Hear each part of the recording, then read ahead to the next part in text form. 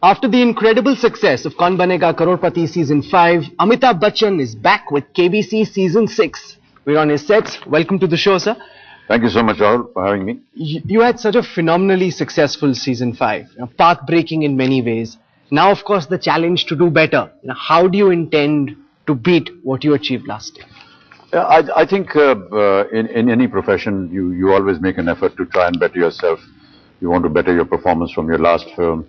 You would want to do better programs than what you did last time. It's a very natural human tendency. We hope, yes, that Season 6 does better than Season 5. I don't think that you can do much with the game itself because there are very strict rules as to how the game has to be played. And the rule books, constrict us from doing anything other than what has been written. We follow that. The game is running in about 80 countries right now, over 80 countries, and still, being successful. So obviously there's something intrinsic within the game that is making it successful.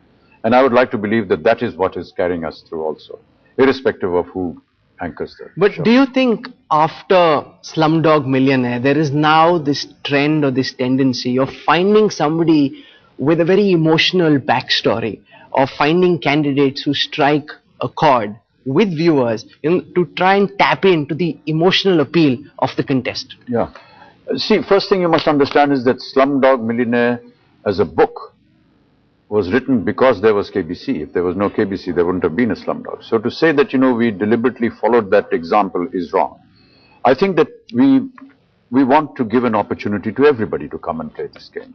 It's just that how the computer will randomly pick a contestant, that is dependent upon how it is fed and what, there are computer graphics and so on and so forth.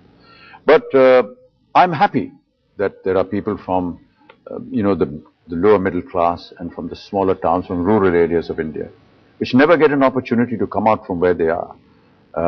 And get an opportunity not just to come out and, visit another metro, but to actually come and play a game, which is going to make them, almost nationally famous. But that's and win the kind of money that they would never have dreamt of. I've had an opportunity to see you live in action for the first time. And what amazes me is the number of hours that you put in. One, of course, is the commitment to the craft, the dedication, the passion, the practice, which is unbelievable. The other is the sheer exertion that you do. You come early in the morning, work till midnight. Do you not think you could be pushing yourself too hard? See, I think that I've always believed that until you push your body to a certain limit, you'll never know how far it can go. Many a times it's been stipulated that, 6 hours, 8 hours work is enough, then go home and relax. I don't know what I'll do when I go home. I can be with the family, I can, just entertain myself. But if there is work and there is capacity within the body to do that, I would like to continue doing it. But you're saying you don't know how far your body can grow. Aren't you concerned that, you could stretch it so much that it snaps? Hopefully not, but yes, those are possibilities, and that can happen to anybody. You can be walking down a street, trip and fall, and that'll be the end of you. But these are things that fate takes care of. I feel okay doing it, but when I do feel that, I've stressed too much and, it's gone too far, I do take a break. Because your doctors have told you to back off. This is also when most people are in deep retirement, up in the hills, enjoying themselves, sitting back. You're working as an 18-year-old would. See, I have, the doctors say that because there's a very vast and very complicated medical history of mine. But irrespective of that, I just feel that, if I'm interested in what I'm doing, and if I love what I'm doing, then I would like to continue doing it. And I think it's very important to enjoy what you're doing rather than be forced into something. I wouldn't want to be in a situation today, as you rightly said, to be forced to do something. God has been kind to me, and I hope that He will continue to be kind to me. But I hope there is never a situation where I will be forced to work. Yes, to add to this, I would like to say that there were times which were very grim for me economically. We went through bankruptcy, lost everything that we had.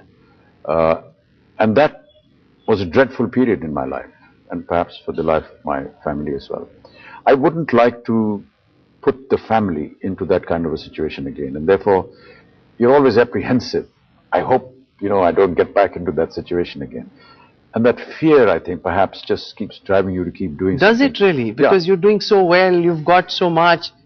Nobody knows how well is well, so, other than myself. So, yes, I think maybe I get a little overprotective about that situation and would like to push myself to be able to be in as comfortable a position as possible.